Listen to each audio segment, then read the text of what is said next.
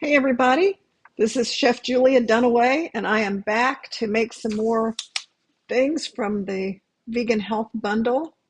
So for those of you who have been following along, I've been making something every day since Saturday, March the 1st.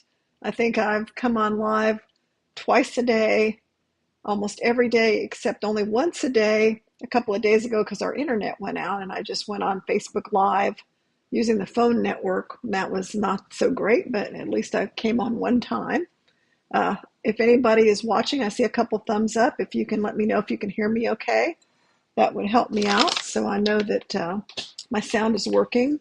It's always supposed to be working, but that's not the way it always goes. And I'm going to grab my link because everybody always wants to know how they can access this. So if I paste it early on, then I don't have to worry about it. Hello, Barbara. Can you hear me okay? Let me know. Hello, Terry. Let me know if you can hear me. Just give me a little short message. Also, I was on somebody else's show today at 1:30 or 1 o'clock. I was on Jennifer Diamond's show. So when she sends me the link, okay, she can hear me. So Barbara, thank you, Barbara. So I was on Jennifer Diamond's show, and that was a lot of fun. And she's going to send me the link, and then I'll post it so that you can watch it. I'll download it. Georgia's in San Antonio. Excited to see my show. Thank you, Georgia. I was in San Antonio recently having some dandy blend, and we had a good time. We found some plant-based places to go, but they weren't the healthiest. There was a taco place. I can't remember the name of it down by the Riverwalk area, and it was all vegan tacos. I wish I could remember the name of it, but they were so good, but they were so rich. It was like, oh, I shouldn't be eating this, but I had a couple of them anyway. But they were all tofu, and they had cheese sauces and a lot of stuff I probably shouldn't have eaten. But San Antonio was beautiful. We stayed at uh, La Mansione, and we had a balcony room that we could look out and watch all the activities on the Riverwalk, and it was right at Christmas time. It was beautiful. So don't forget the Vegan Health Bundle lasts for only a couple more days. I think Friday, Saturday, Sunday, and it's done Monday. D. Calderola purchased the bundle today from your site. Well, thank you. I appreciate that. So spread the word for me if you have friends that don't know about it, because it's so funny. As much as I'm posting about it, there's always people that have never heard of it, and they just don't ever see stuff online. So if you have friends who are plant-based, share the bundle link with them and tell them that this is only going to be good until Monday. And because what happens every year is on the day it ends, people will start messaging me. Oh, I just now saw on Facebook or YouTube you talking about this bundle and I want to get it. And it's like, where have you been? I've been doing this for 10 days. So one of the reasons we're encouraged to talk about it for the whole 10 days is because this is a common thing that not everybody, the algorithm, not everybody sees stuff that you think, oh, I'm talking about this all the time, but not everybody sees it. So let people know.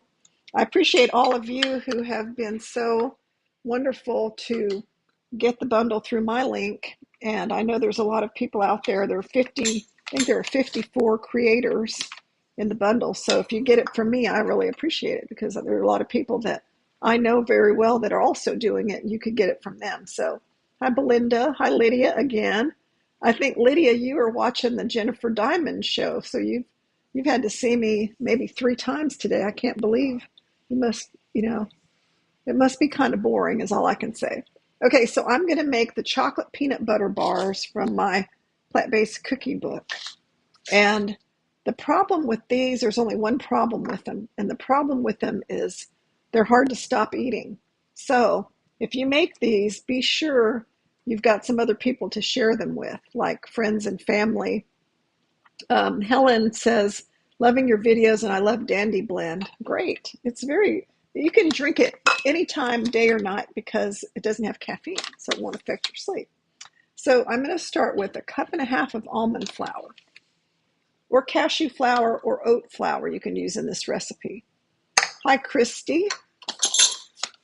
How are you doing in beautiful near Santa Fe, New Mexico. You can't have a bad day if you live in that part of the world. We love to go there. In fact, we're going to be going there in the fall. So that's our plan. We have some time set aside to go in October, I believe. That's the month of our anniversary. So we're going to take a little trip and we're going to go to Santa Fe just for fun, nothing in mind other than spending a few days there and enjoying the chili peppers and seeing the sights. We just love it there so much. Lydia says, I'm a huge fan. Hi, Betty. Well, I guess you must be because I think you've been on every live stream that I've done, and I've done a lot. So I'm pretty impressed that you could stand it. Okay, I'm just going to mix this up. I don't have my whisk in here. I think I left it. Oh, here, I do have it. Very good. I thought I left it in the other kitchen. I think my husband must have brought it in here. Okay, so I'm going to add all the dry ingredients and I'm going to add some peanut butter to this. This is like the crust. Snacking on warm from the oven carrot cake cookies from the cookie book. They are wonderful from Leanne Long. Great. I'm glad somebody made them. So you can believe me when I say they're really good. They're kind of, they're so chewy. I have a whole bag of them here. I'm going to show them to Chef AJ. I'm going to be on Chef AJ's show tomorrow, so I put them in a Ziploc bag. But I went in there and got one earlier. It was like irresistible. So it was like, oh, I've got to eat this. Okay, Christy says, we've been in a heck of a windstorm here. 60-mile-an-hour gusts, that's a lot. We had, the day our internet went out, the wind was up to, I heard later it was 75 miles an hour. So I don't know about here. We had a lot of chairs and stuff blown into the pool. So we knew it was really, really strong. 1 teaspoon of baking powder and a 1/4 teaspoon of baking soda. So yeah, we had a bad storm. I noticed that when I got up in the morning, one of the cushions, I have like cushions on the front porch, and I couldn't find one of them. And I told my husband, I said, well, I guess that cushion is gone that was on the front porch. And I described it to him. And he looked around later in the day and it was we live on a lot of property. It was way over on the other neighbor's property. Hi, Jill. Barbara says, I'm recovering from a broken ankle. I've been watching a lot of live streams. Well, good for me, not good for you, but I'm glad you've been watching. 1/4 teaspoon of kosher salt. And so those are our dry ingredients. Now I'm going to add some peanut butter, vanilla extract, and a tablespoon of almond milk. So this is going to be a crust that goes in the bottom of our pan. So let's add the 1/4 cup of peanut butter.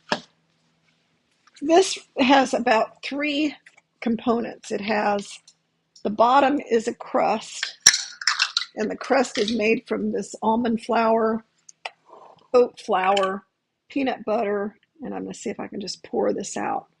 Perfect.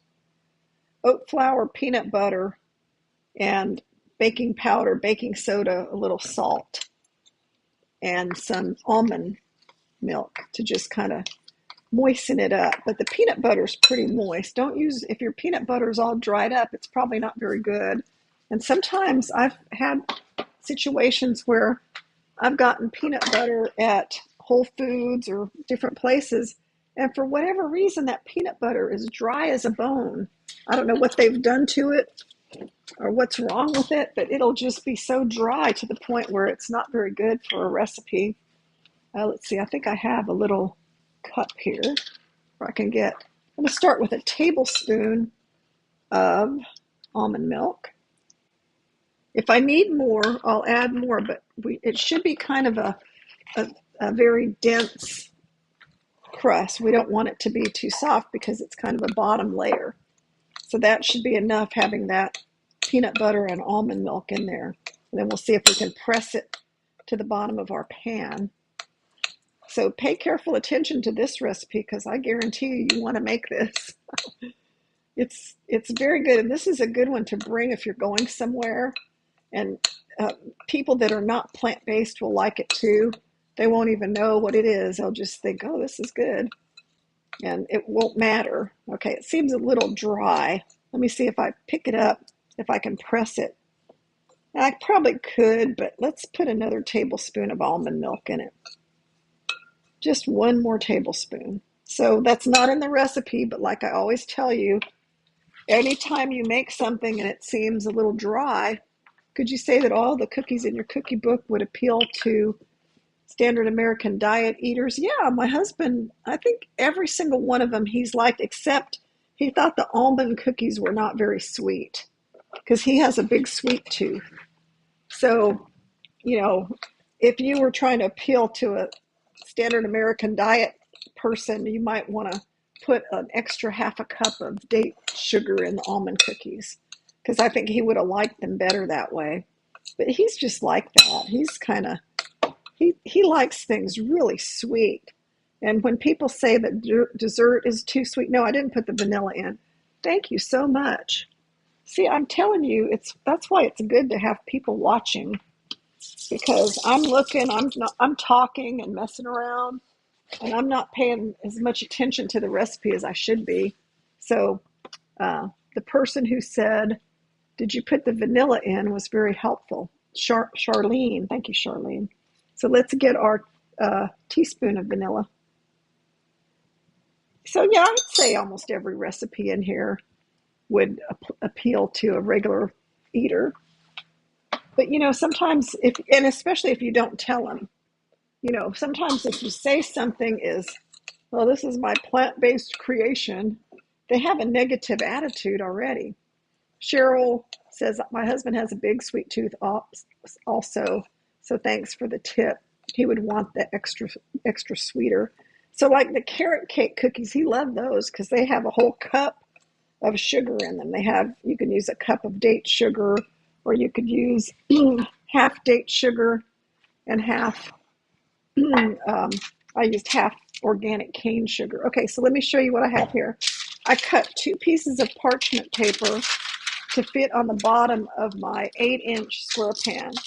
Now this is a non-stick USA pan, and I should be able to put it in here and it shouldn't stick, but I want to lift it out. I want to lift the whole thing out so I can cut it easier. And so in order to lift it out, I like to line it with the parchment paper because, you can't really lift the whole thing out if you put it in the pan. It won't stick, but you can't lift the whole thing out, which to me, I like to lift it out. Okay, so I just spread this on the bottom, and I can tell it's moist because it's moist enough. You can see the crumbs are moist. I'm going to show you on this other camera so you can see exactly how it looks. If I can get it, it looks like it's not on.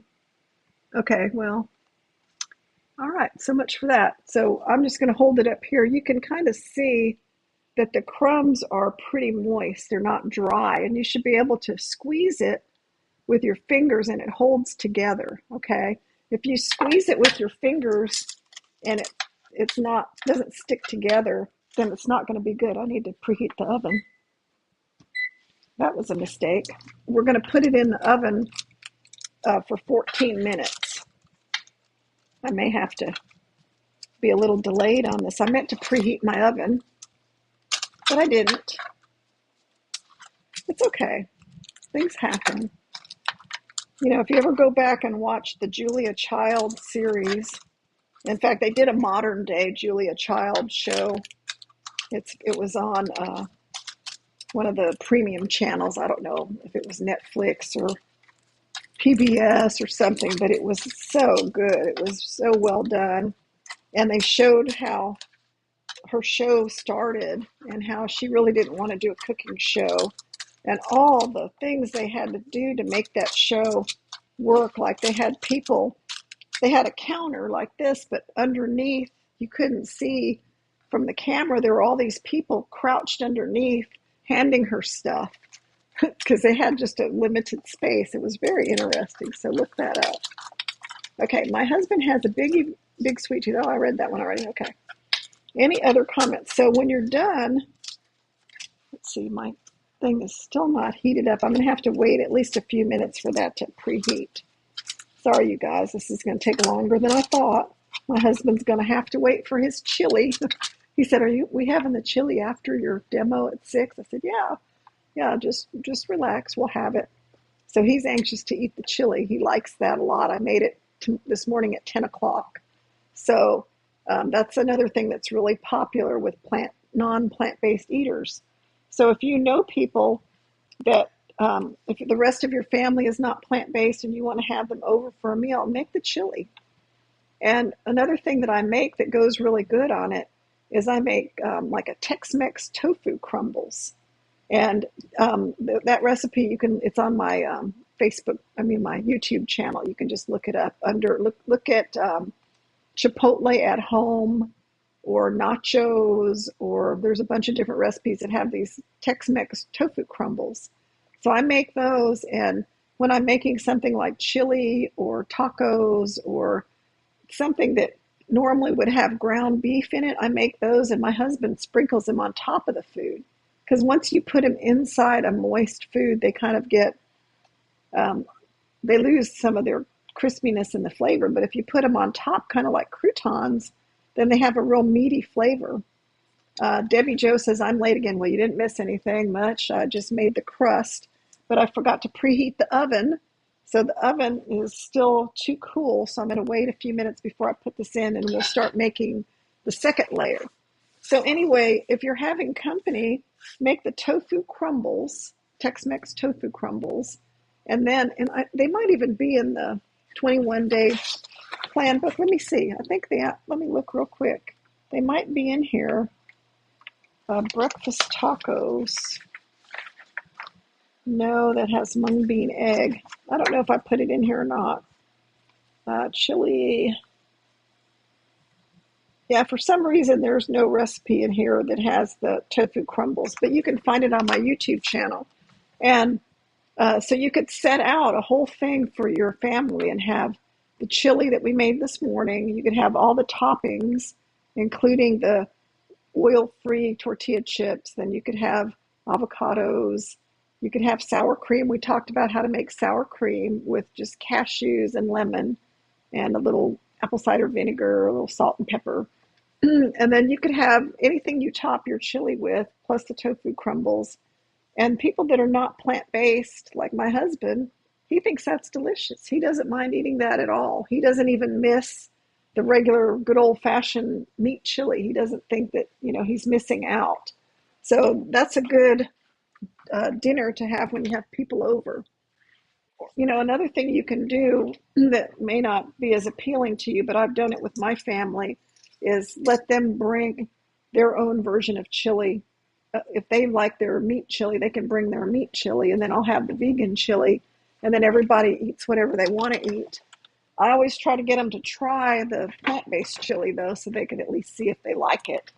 And they do, they like it. They just, nobody in my family, except for my husband, he's a really good sport, but the others, my 3 children and the grandchildren, they're just not ready to embrace plant-based living. They'll eat the side dishes I make, but it's not their thing.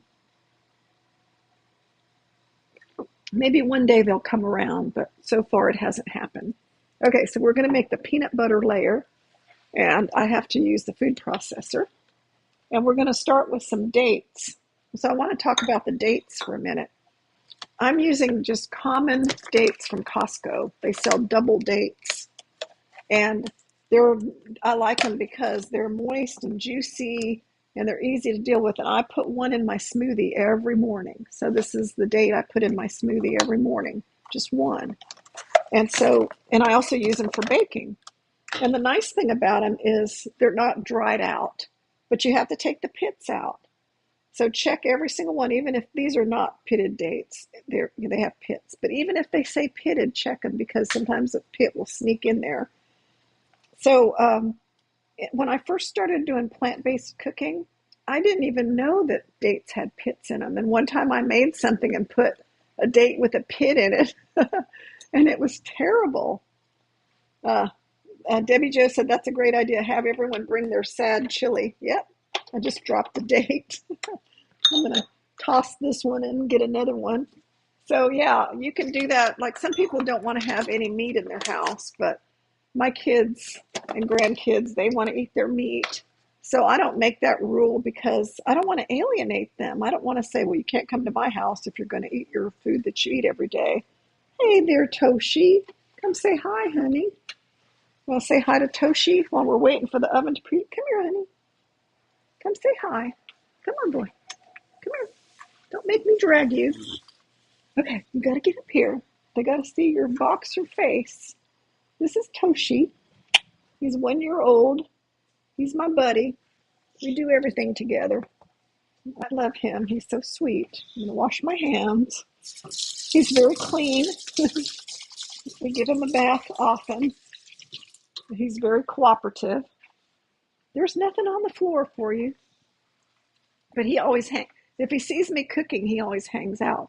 So anyway, I don't want to alienate my kids. So, if I tell them, I'll make what I can eat and you can bring what you want, or we can grill it on the grill or whatever. I don't even use the grill anymore really for my food.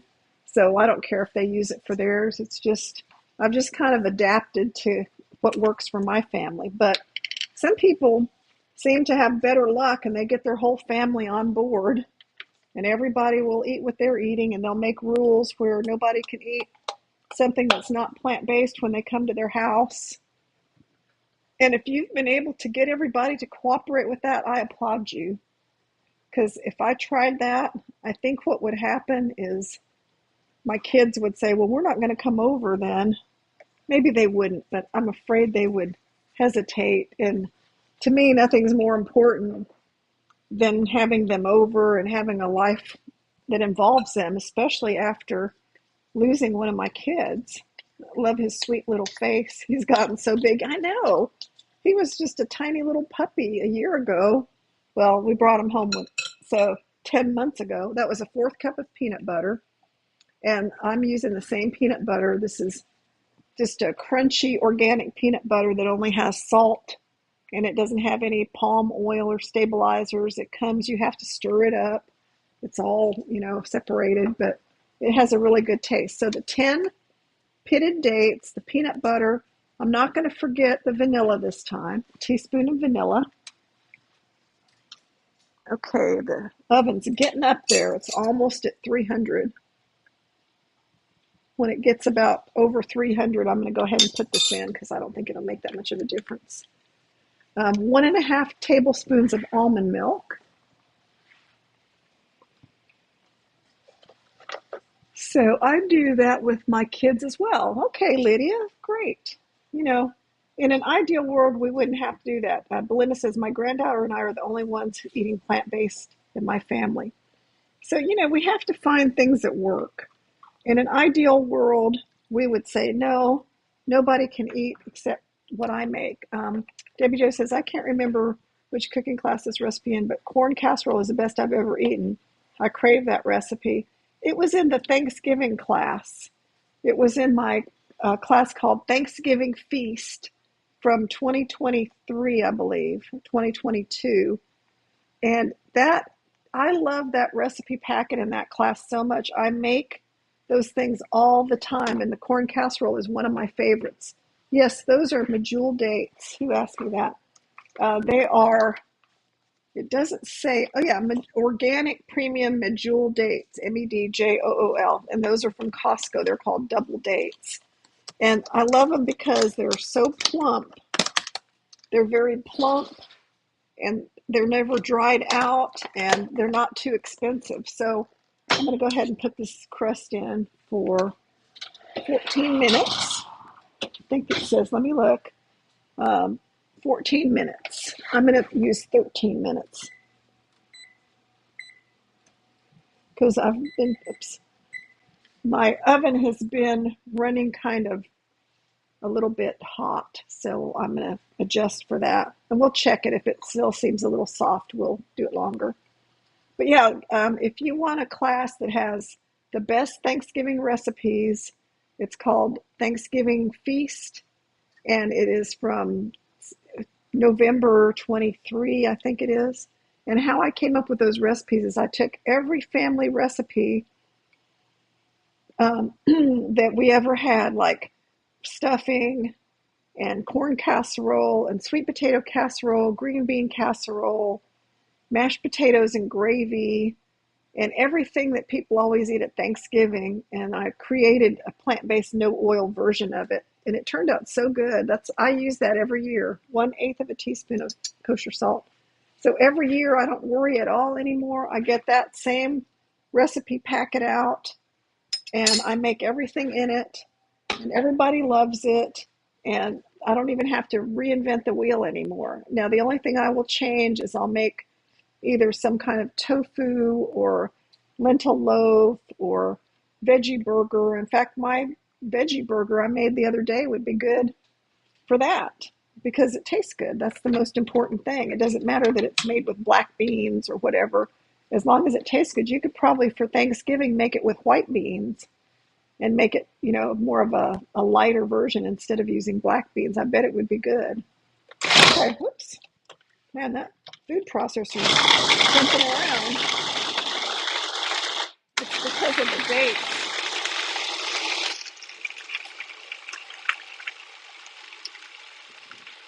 It's going to take a minute. I'm going to take a look at it and show you that even after that amount of food processing, it's still just as solid as it could be. So we definitely want to keep doing it until it's a paste.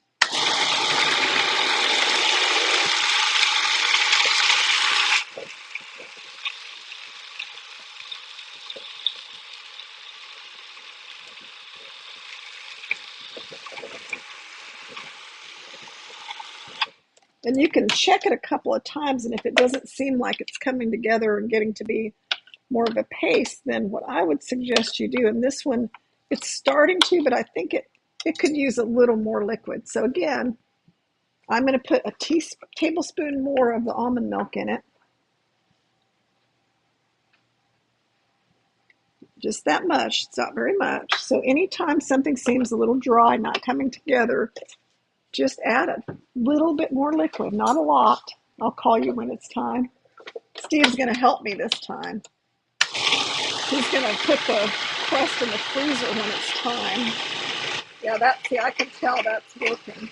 That's starting to turn into the crust, to the filling. And I have my handy dandy spatula ready in a bowl.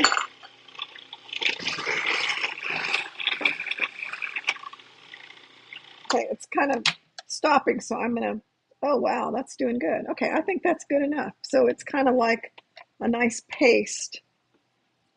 And I use chunky peanut butter, so it's got little chunks of peanut butter in it. I don't think there's anything wrong with that. Would it be better to soak the dates a bit before processing? Yes, Gail. That would actually be good because, T.S., your name is Gail, right? I'm not messing that up. I thought I remembered you saying your name was Gail. Tell me if I'm correct. Yes, my recipe even says that. It says if your dates are dry, soak them in boiling water for 3 minutes. So you could do that, or my solution worked too, where I just added a little bit more almond milk. And then scrape it out of your food processor. I put it in another bowl because it's hard to work with a food processor when you're trying to spread a topping on something, right? That's just kind of hard to get it to work. So we will scrape it out of here. Oh, my husband's got the TV on. I can hear it. Does anyone else have a husband? Yes, I'm right, Gail. So Gail was right. If you can, soak the dates. Try not to drop the blade. Soak the dates. And that way you won't have this problem. But this is a good consistency. I'll show it to you. It's not bad. And then you have a sticky food processor to clean up. But that's okay. It'll clean up. Put some hot water on it. I'm going to scrape every last bit out of here because I want to have plenty of the filling. And this is so good. This filling just by itself has such a good flavor. It's you can't ever beat dates for being really rich. So Barbara said, bye. Debbie Jo says our TV blares. Yes, he likes it loud. I'm kind of more of a keep it down low. So I asked him to watch a movie with me that was nominated for an Academy Award, and it was called The Substance with Demi Moore. And we watched it. It took us 2 nights to watch it. And after it was over, it was kind of a horror movie. And after it was over last night, he said, "You don't get to pick a movie for a year." And he meant it. He was like, that was the worst movie he'd ever seen. It was pretty bad. It had like a lot of unnecessary graphic stuff in it, monsters, and I don't know, it was just not very good. But the message, I think, was good because, there was a message to it, and the message was kind of like people will do anything for their appearance, but in the long run, it can kind of backfire, and that's kind of what happened. So it was kind of bad. Okay, so the D says, mine also, my husband too. Yeah, it's a husband thing. It's truly a husband thing. A complete unknown is the name. Okay. Is the name of what? But yeah, the substance is, just be prepared if you watch it that it's going to be kind of graphically strange and violent. But, all these movies that get nominated for the Academy Awards, you wonder how they get away with some of the stuff and why people like it. Debbie says, I don't get to pick either. He usually will watch what I want to watch to a degree, but he always wants to watch action adventure things. Thanks for the movie review. The Complete Unknown was good. I like that. Bob Dylan. Okay, let's talk about some other components of what we're making. I don't want to get too far off topic here. I can talk about anything, truthfully. And I'm going to put the link to the bundle in here. Don't forget, get it before it goes away. And I'm going to keep doing these demos. Tomorrow, I have one scheduled for 10 a.m. I'm going to put it on in the morning. I'm going to make the creamy zucchini soup from somebody else's offering in the bundle. And I'm also going to make the tomato soup sometime, but probably not tomorrow morning. Then I'm going to be on Chef AJ, and Chef AJ's show at 1:30 tomorrow. It's only for 30 minutes. So be sure and watch me on Chef AJ. I don't have time. It's 30 minutes, really 25 minutes. I don't have time to make anything from scratch. So I'm going to prepare something before her show and cut it on her show. And I'm going to have a display of all these cookies I've been making all week so that people can see what they look like. So that's what I'm doing tomorrow. Okay, so the components of this peanut butter bars. Number one, we have a crust made from almond flour and a little peanut butter, and it's pressed tightly in the pan, and it's cooking in the oven at 350 for 14 minutes. The second component is the peanut butter date layer, and it's very stiff. You can see we're going to have to really spread it on. 10 a.m. Central Time. Yes, everything is Central Time for me. So Eastern Time, it's probably an hour later. Don't forget, this is, if you live in Texas, we have daylight savings time this weekend. And then the top layer is melted chocolate. So I've got a double boiler set up here, and I'm going to go ahead and melt my chocolate and have it ready. So melting chocolate is easy to do in a double boiler. So there's water simmering underneath this, and I'm going to check to make sure there's enough water in there so it doesn't boil out. Yeah, there's plenty of water. There's like simmering water under here. And you don't want your chocolate to come in contact with the water. So that's why you put it in a bowl, a metal bowl, not a plastic bowl, over the boiling water, and you just let it melt kind of slowly. Otherwise, chocolate burns easily, and you don't want to burn your chocolate. And then we'll just use that. It's going to go on top of the peanut butter bars. And we'll cut up our peanuts, too, while we have some time. And the chocolate I use, you can use any dark vegan chocolate. Just make sure it doesn't have milk products in it. And the darker, the better.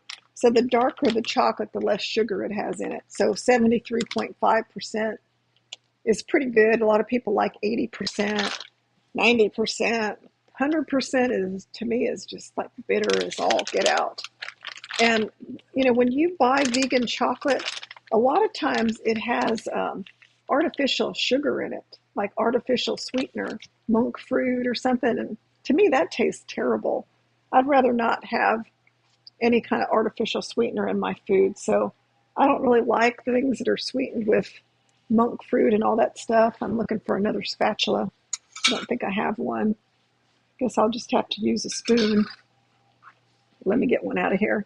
So, be cautious about chocolates. There's some good brands out there, but I don't really know anymore what people are using. If you have a good vegan chocolate brand that you want to share with us, put it in the comments. Lydia said, when your cookie recipes ask for an almond flour, can I substitute with something else? I'm asking because my daughter is allergic. Yeah, on this recipe, you can use oat flour in place of the almond flour. So use oat flour or any flour, really. You could use a gluten-free flour, just anything that you like. It's basically just a crust, so it doesn't really matter, and I think it would work out fine. But we're already using some oat flour, so you just increase the oat flour. So I'm going to stir my chocolate. It's already starting to melt. And I'm going to remove it from the heat before it's completely melted so that it doesn't overheat, because chocolate will burn. It's surprising how quickly chocolate can burn. So anyway, I get these chocolates from Chocolates El Rey, and that's in Stonewall, Texas, and I usually go down there and get them in person. But they also ship them, although they do charge a shipping fee because they have to pack them in a lot of packaging to keep them from melting. So understand, if you buy chocolates from them, they're going to charge you quite a bit for shipping. So what I do, if I do get them shipped, is I buy a lot, like, 10 pounds or something. And that way I don't have to buy them for several months. And then I keep them in the freezer in these bags and only take out what I need. And that works for me, but that might not work for you. You might not have room in your freezer for 10 pounds of chocolate. Okay, our crust is done. Let me check it.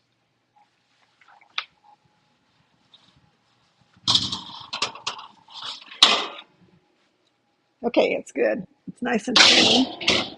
Hey, Steve, come take this. I'm going to have Steve take it and put it in the freezer just to cool it off a little bit. So you take it out of the oven, and it's very firm, so I know it's done. And that's what it's supposed to be, because we're going to put all this gooey stuff on top. Steve is in the room with his eyes closed, listening to the TV. Steve! It's hot. Mine's somewhere in the freezer to put it. Okay. I hope you can still hear me. Can you still hear me? Sometimes if I get out of range, when I come back in, my sound doesn't work. So tell me if you can hear me or not. Somebody, quickly. I'm not seeing anything. I'll have to do a sound check. Okay, I'm going to have to check myself. I have to test the sound. Yeah, it's still working. All right. Okay, so the chocolate is almost melted, and I'll show you what I mean when I say I stop it before it completely melts, because it's going to continue. Yes, someone said yes. It's going to continue melting. So I want to show you there's still some, and I'm going to put this water away because you don't want steam to get into your chocolate either, because steam is wet. So you can look and you can see there's still some pieces of chocolate that are unmelted, but this bowl is really hot and it's going to continue to melt. Carol says, I wish I could keep watching, but I have to be somewhere. Love this. Oh, well, you can come back and watch the replay on YouTube or Facebook later tonight. So here's my chocolate that I've taken off while there's still some pieces in here, and they've already melted. So you can also melt chocolate in the microwave. I don't like to do that because the microwave is kind of temperamental, and if you overdo it just the slightest bit, you can burn your chocolate. Well, this chocolate is pretty expensive, and I don't want to waste any of it and burn it in the microwave. So, I try not to do anything in the microwave like that. So we have our chocolate layer, we have our date layer, and I'm going to chop up some peanuts right now so that we have the peanuts to sprinkle on the top. And I don't think that's in the recipe. I think my recipe doesn't call for peanuts to be chopped and placed on the top. And I'm just doing that because that's what I feel like doing tonight. So you can, when you look at your ebook, you can always be thinking if something has melted chocolate on the top, you can put some chopped nuts on it because some of my other recipes have that. So I'm just going to put like, maybe half a cup because that way people know it's a peanut butter kind of a thing. And I love these roasted peanuts. I have to keep them in the freezer. That's where I keep them. So I'll put this whole container in the freezer. And that way I don't eat them for snacks because this is the kind of thing I used to eat a lot of, like handfuls of roasted peanuts and other kinds of snacks that were not that weight loss friendly. So I'm okay with having them around, but I keep my chocolate in the freezer. I keep nuts in the freezer, and I know they're in there, but I don't ever seem to go get them out of the freezer.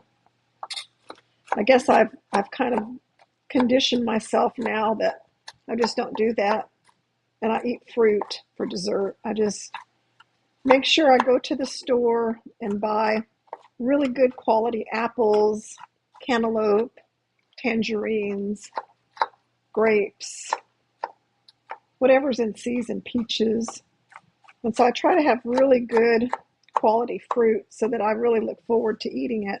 And even frozen fruit is good, like frozen berries can be really good. So just make sure that you set your household up to make this easier. So in my habit pattern over the past 5 years, I've just developed a habit of after dinner, I get a piece of fruit out of the refrigerator right after dinner and I cut it up then. Like if it's an apple, I slice it up and put some plastic wrap over the top so it doesn't oxidize. Or I'll get the tangerine out, or the tangerines, I might eat three. Or I'll cut up the cantaloupe or the pear or whatever it is, pineapple. I'll get a whole pineapple out after dinner, cut it into chunks, and then I'll set a small bowl aside. And then once dinner's over and I go sit down and watch TV with my husband, I bring my bowl of fruit. And that has worked so well for me because I used to use that time to snack on plant-based food, but cookies and brownies and chocolate peanut butter bars or whatever. And it's really, those foods are high calorie density and not filling at all. So it's really hard to eat one cookie and be satisfied. One cookie is so small and it doesn't really fill you up. So that's why people overeat things like cookies and bread because they're calorie dense, but they're not very high volume. So you have to eat a lot of them to feel satisfied, but then, you're not really satisfied unless you eat half a dozen or more. And so then you end up eating way more calories than your body ever needs. And so that's how, that was what I did in my past. And that's what probably was one of the reasons I was real heavy when I was young. I had really bad eating habits. And I could do things like buy a whole box of cookies and eat the whole box in one day. Or I used to buy bags of chips and eat the whole bag of chips, like a family-sized bag of chips, and just keep eating it till it was gone. And, I've just never could seem to stop that pattern. And so I don't do that kind of stuff now. I eat a big salad, and vegetables and beans and grains, and then I have fruit for dessert, and that's been very helpful to me. Okay, I'm gonna get the crust out of the freezer, get my husband to get it. Hey Steve, can you bring the thing back now? So if normally I would have left it in there a little bit longer because that's not really a lot of time, but Um, mainly I just want to get the chill off of it because I don't want my filling to melt. Jamie says, yes, agree. If I can eat one cookie, I'll end up eating a dozen. Yeah, I understand. I mean, that's what I used to do. I could still do that. If, with all these cookies and bars around, I have to really ration them out. So, like tonight, when I get done with this, I'm having a big salad with all the leftovers from my spring rolls. I have cabbage and lettuce and carrots and cucumbers, and so I'll have a lot of those vegetables. I'll make a big salad with some of my leftover. Thank you. Oh, it's cooled off a lot. Wow. And thank you, Steve. In that short time, this pan is nice and cool and it's cooled off quite a bit. So that was great. So now I can take this filling and just like I did with the crust, I'm going to just dump the whole thing in here. That's the easiest way to do it, is dump the whole thing in there at one time or two times. Get it all in there. And it's very sticky, which is good. That's fine. Sweet tooth is my nemesis. Yep. I know it used to be mine, but not so much anymore. But I still want to have some of these desserts. So that's why I make cookies and stuff so that during special occasions, I have something for me to eat. Like when we're having a birthday party here for one of my grandkids or kids, I want to have a dessert. I don't want to watch everybody eat conventional cake, and that's what they do. They bring, even if it's a vegan cake, and sometimes we get vegan cakes, but, even a vegan cake has a lot of plant-based butter and sugar and stuff in it that I don't really want to be eating. But normally that's not what we have. We usually have something like whatever they want, they go get. I don't bake anymore like I used to, but they'll go and get some kind of pie or cake or something and bring it, or my husband will get it for them. So I'm just gently easing this over. You have to be kind of careful because if you mix it up with the crust, it will pick up the crust, and that makes kind of a mess. But it doesn't matter because we're going to cover it with chocolate. So very gently kind of move this paste around and get it to the edge. And that usually is not too hard, and I've been pretty successful here. I've got one little area where I got a little messy, and I'm going to go back and add some more of the date mixture on top of that, and it'll be fine. It's not perfect, but, I don't strive for perfection anymore. I just strive for good enough, because isn't there an expression that says perfection is the enemy of the good? I'm on day 66 of my juice fast. These lives are testing my mental strength. Oh, how could you watch this and be on a juice fast? I'd be dying thinking I need to eat that. You've got a lot of inner strength is all I could say. Okay, so this turned out great. And it's very tempting to eat this that was on the knife, but I'm just going to put it back in here. If you weren't watching, I'd probably just lick this whole knife, but I'm not going to, just my finger. So here we have our beautiful second layer is on, and you see it's just simple, it's just spread on there. And now we can add our chocolate layer. And we have our nice melted chocolate. It was melted in the double boiler, so it didn't burn it. It didn't overheat it. And if you overheat chocolate and cool it, then it'll develop a nasty color, and you don't want that. So really, tempering chocolate is the way to go, but we're not going to do a class on tempering chocolate today. And then I'm just going to spread it around. And then it says in my instructions, cut with a bench scraper dipped in boiling water. So the hot edge cuts through the chocolate, but that's after it's cooled off. We don't really want to cut this until it's cooled off, but I might do it anyway just to show you. I don't care. Let's see. I bought the bundle from your link, and I have to figure out how to get it all on my computer. I go through this every year. Me too. I would like Heck, it's only me here.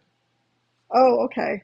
About the eating. That looks so yummy. This is really good. You guys would not believe how delicious these peanut butter bars are. They have the dry, crunchy crust, the moist paste, the date filling in the middle, and then we're gonna put the chocolate. We put the chocolate on the top.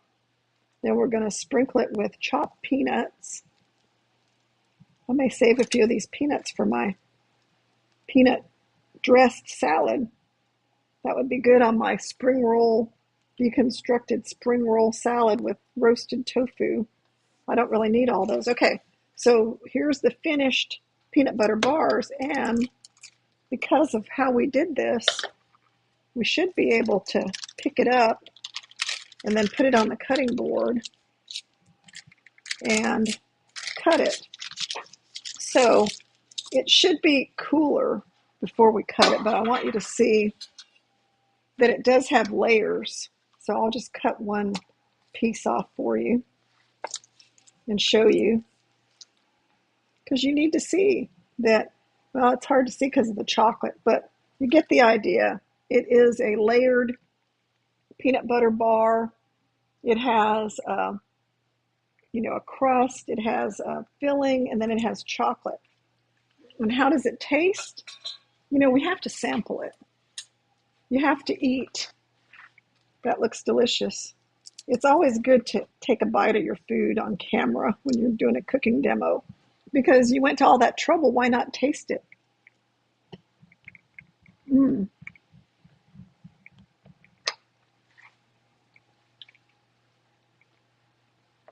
Well, there's peanut butter in every layer.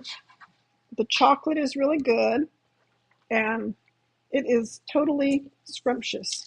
And I'm going to put it back in the pan so that I can get it in the freezer or the refrigerator and let it kind of solidify a little bit. So see why I had the parchment paper? It was easy for me to put it right back in the pan. So I can put it in the refrigerator and let it set up a little bit and have a piece. I might break my pattern and have a small piece tonight after dinner, and one small piece. So that's my plan. So there you go. That was the chocolate peanut butter bar. It's not hard. The main thing about this that was a little challenging is you got to have your food processor and process all those dates. But remember, you can soak them in hot water and then they'll blend up easier. But mine were fine. And then the other trick to this is get yourself an offset spatula. Can that be cut and stored in little containers in the freezer? Yes. Gail, would cashews work? Okay, yes, cashews would work fine. Make sure you have an offset spatula, because that makes it easy to spread stuff. Because when you try to spread something with a knife, it's straight and it's not going to get in the corners, but the offset spatula will get in the corners. So I can add the offset spatula to my Amazon store, because maybe that's not something you're that familiar with. So I'll make a note to do that. Offset spatula.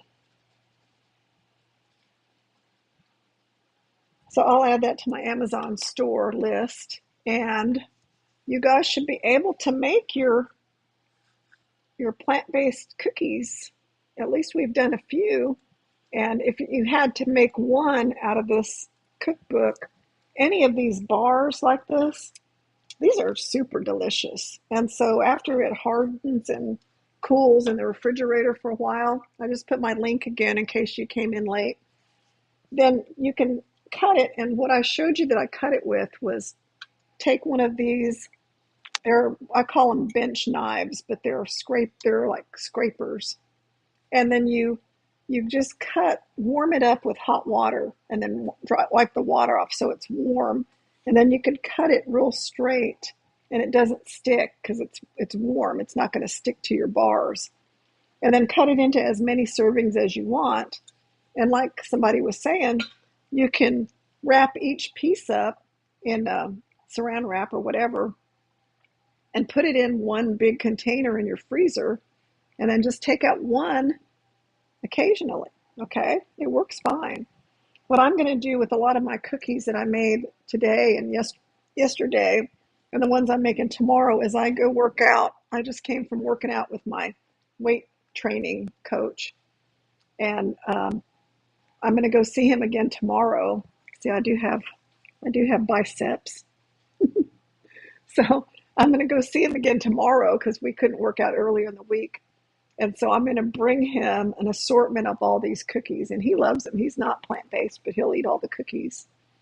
So we'll do that. But yeah, my husband will eat some of these. I'll bring some to um, my personal trainer, and I'll put a few in the freezer, and then I'll try to leave them alone. But yeah, they're very addictive. So thank you all for watching. I hope you got something out of this recipe demo, how to make a peanut butter bar, plant-based, no oil, using wholesome ingredients. We didn't use any refined sugar. What percentage is your chocolate? It's 73.5%, and it's called Apamate, and it's from Chocolates El Rey. And they do not sell this in grocery stores. They used to sell it in the gourmet grocery store, and then they just quit selling them. I don't know why. So this is setting up just as we've been talking. I could see it starting to set up. So put it in, cover it, and put it in your refrigerator and let the chocolate get solid. And then it's a lot easier to cut. But remember, cut it with a warm bench scraper or a warm knife. But the bench scraper goes all the way to the end of your block of stuff. And that's it for today. I'll see you bright and early. Let's see. Susie says, I'm hoping my little grands will like some of these cookies. Oh, of course they will. My grandkids love these cookies. I don't say anything about it. I just tell them, we're going to make some oatmeal cookies. And I get out the stuff. And, we have oatmeal cookies. I don't have the link handy, but if you Google, I'll write down what it says. Chocolates.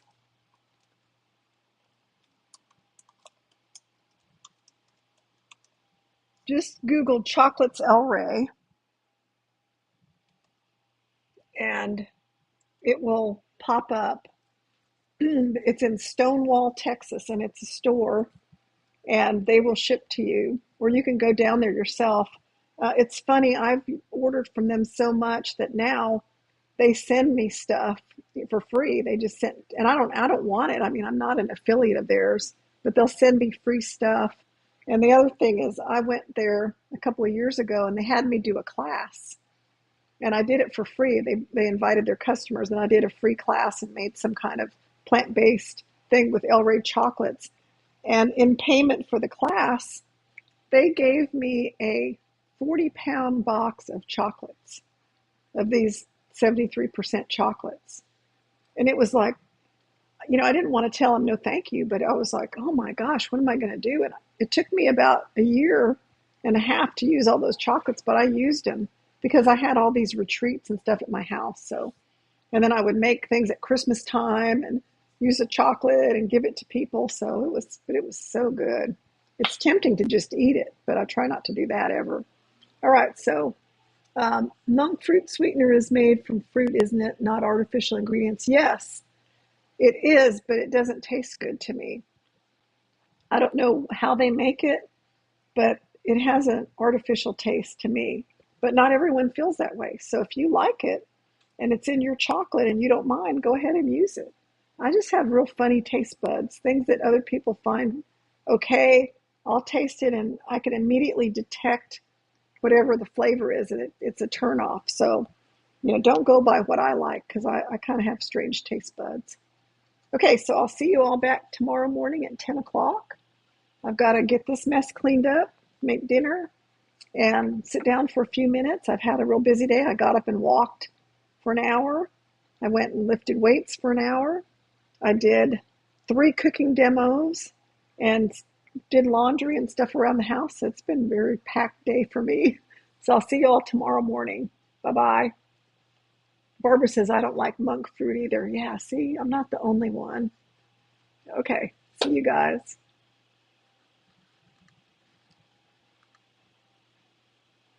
Don't forget to get the bundle.